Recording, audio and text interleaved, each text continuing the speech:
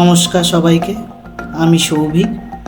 আজকে তোমাদের কাছে একটা নতুন ব্লগ নিয়ে আসছি, আর এটা নর্থ বেঙ্গলের সিরিজের পার্ট 1। পাহাড়, সমুদ্র, জঙ্গলের মধ্যে অপশন দিলে আমি তো চুজ করব পাহাড়কেই, আর যদি সেটা আবার হয় নর্থ বেঙ্গল। আমাদের সবার কাছে পাহাড়ের নামটার সাথে পরিচয় কিন্তু এই নর্থ বেঙ্গলের হাত ধরেই।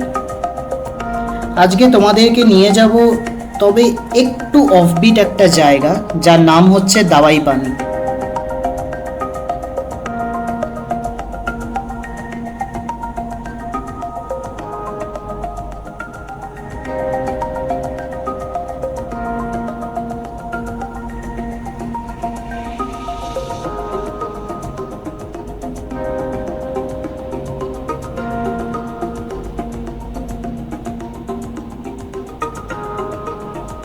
কলকাতার থেকে এনজিপি বাই ট্রেন, তারপরে এনজিপির থেকে দাওয়াই পানি অলমোস্ট 3 ঘন্টা বাই রোড লাগে। কুইন অফ হিলস বা দার্জিলিংকে ফেলে রেখে 20 কিলোমিটার পেশক রোড ধরে যেতে হবে। নিয়ারেস্ট জাংশন হচ্ছে জোরবাংলো। এই জোরবাংলো থেকে নর্থের দিকে যেতে 7 কিলোমিটার ঢুকলেই দাওয়াই পানি।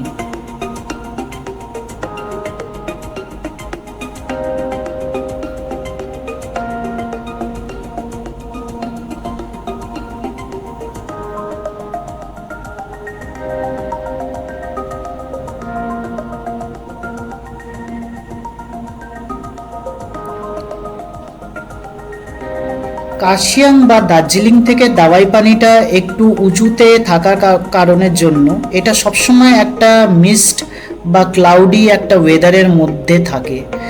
আর সেই জন্য দেখো ওয়েদারটাও কেমন চেঞ্জ হয়ে গেল। যখন আমরা যাচ্ছি তখন একটা মিস্টের মধ্যে দিয়ে রাস্তা ভেজা ভেজা, চারিদিকে কচি সবুজ রং।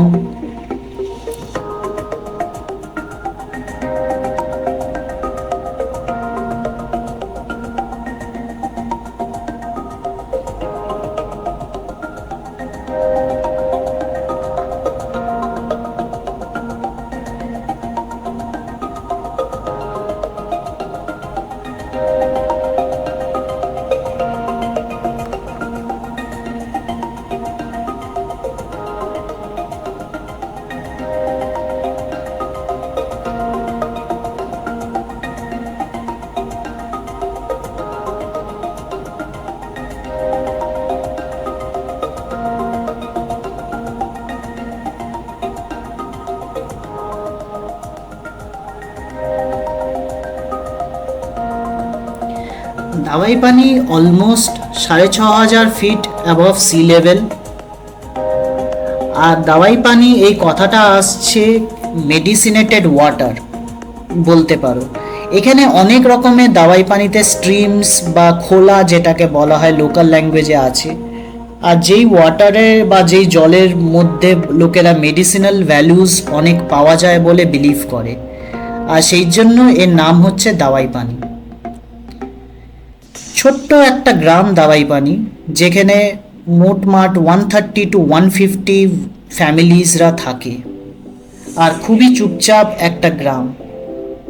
তো যারা একটু সোলো ট্রাভেলার বা যারা একটু নিরিবিলি পছন্দ করো, তারা সহজেই 1 দিন বা 2 দিনের ট্রিপে এই দাওয়াই পানি ঘুরে আসতে পারো।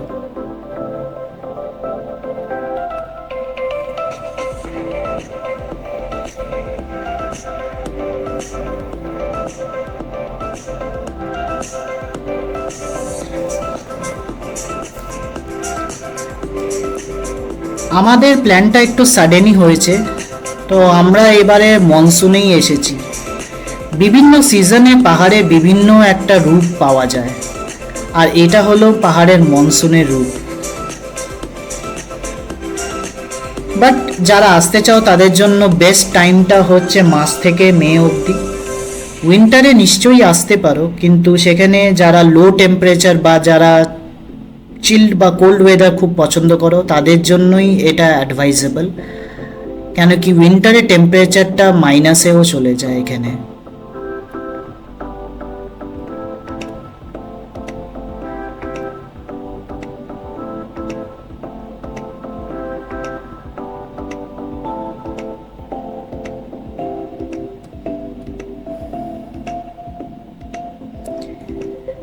যেহেতু দাওয়াই পানিতে খুব কম লোকই থাকে, যেরকম আগে বললাম অলমোস্ট 130 to 150 ফ্যামিলিজরাই থাকে, সেই জন্য হোমস্টের অপশানও খুব কম। আমরা আগের থেকে তাই ফোন আর ওয়েবসাইট থেকে কিছু সিলেকশন করে বীরেন রায়ের হোমস্টেটাই সিলেক্ট করেছিলাম। আমি ডেসক্রিপশন বক্সে এর ডিটেলসটা পুরোটাই দিয়ে দেব, তোমরা চাইলে কন্ট্যাক্ট করে নিতে পারো।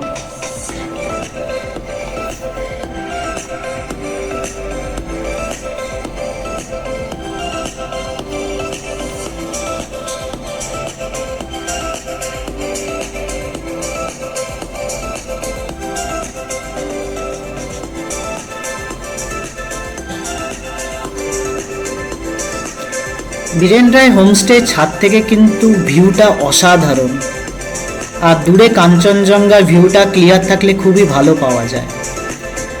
3 ঘন্টার জার্নি করার পরে আমরা লাঞ্চটা টুক করে সেরে ফেললাম। হোমস্টেতে পার হেড পার পারসন হিসেবে 1500 টাকা আমাদের থেকে নেওয়া হয়েছিল। চেক ইন 12টা আর চেক আউট হচ্ছে সকাল 11টা।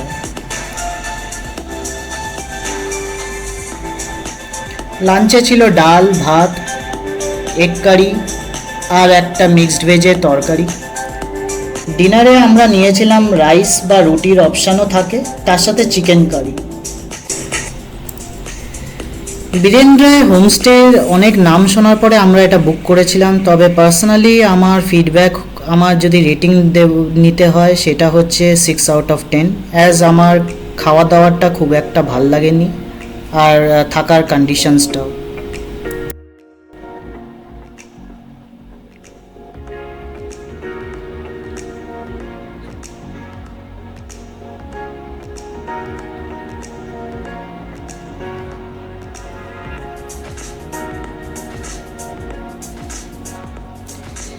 নেক্সট দিন আমরা বেরিয়ে পড়লাম তাগদার দিকে।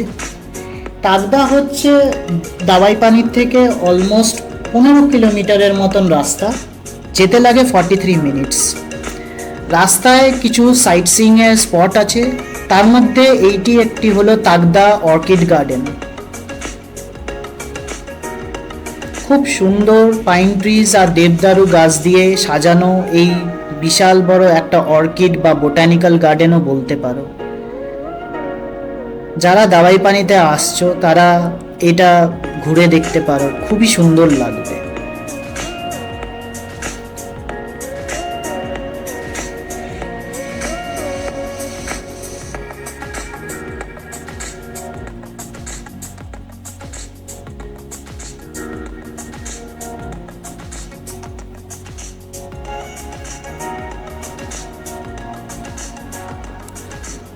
আশপাশটা খুব সুন্দর, শান্ত, চারিদিকে সবুজে ঘেরা আর মেঘের খেলা। ভুল সময় এসে পড়লেও বহুদিন পর বৃষ্টি ভেজা চকচকে সবুজটা দেখে মনটা ভালো হয়ে গেল। আমাদের চারিপাশে সবুজের পরিমাণটা ধীরে ধীরে কমে যাচ্ছে, পাহাড়েও তাই। তবে এখনো দাওয়াইপানিতে তার ইম্প্যাক্টটা অতটা দেখতে পাইনি।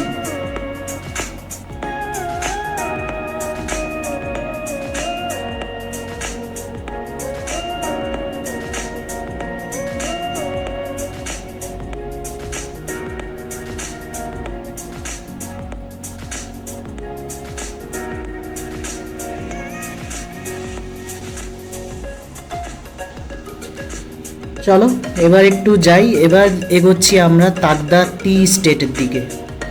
এটা আরেকটা ভিউ পয়েন্ট, যেখান থেকে দার্জিলিং পাহাড়ের উল্টো দিকটা আর টি গার্ডেনের একটা পুরো ল্যান্ডস্কেপ ভিউ পাওয়া যায়। তাগদা এটি দার্জিলিং সদর সাব ডিভিশনের মধ্যে পড়ে। আর এই টি গার্ডেনের মধ্যে মেঘের খেলা, এটা আরো জার্নিটাকে একটা রোম্যান্টিক আর মেমোরেবল করে তোলে।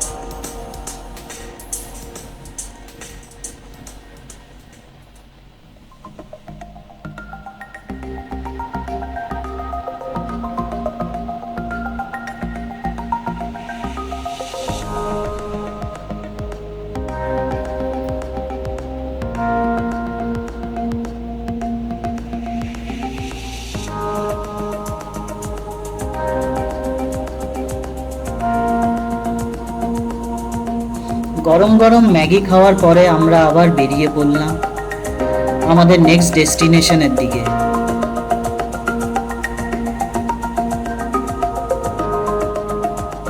আর এই দেখতে পাচ্ছ আমাদের গাড়ি ছুটে চলেছে চা বাগানের মধ্যে দিয়ে, আর মাঝে মাঝে পাইন আর দেবদারুর গাছের মধ্যে, জঙ্গলের মধ্যে দিয়ে। এই পাহাড়ে এইরকম হেয়ার বেন্ড রাস্তাগুলো, আঁকা বাঁকা রাস্তাটাই জার্নিটাকে আরো এক্সাইটিং আর অ্যাডভেঞ্চারাস করে তোলে।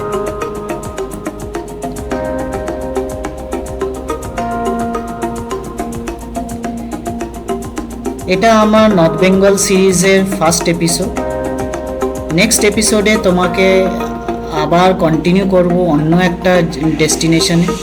তো কেমন লাগলো সবার সেটা জানিও। আশা করি সবাই ভালো থাকবে, সুস্থ থাকবে, আর চ্যানেলটাকে সাপোর্ট করো। Till then, see you next time. Yours truly, Shovik.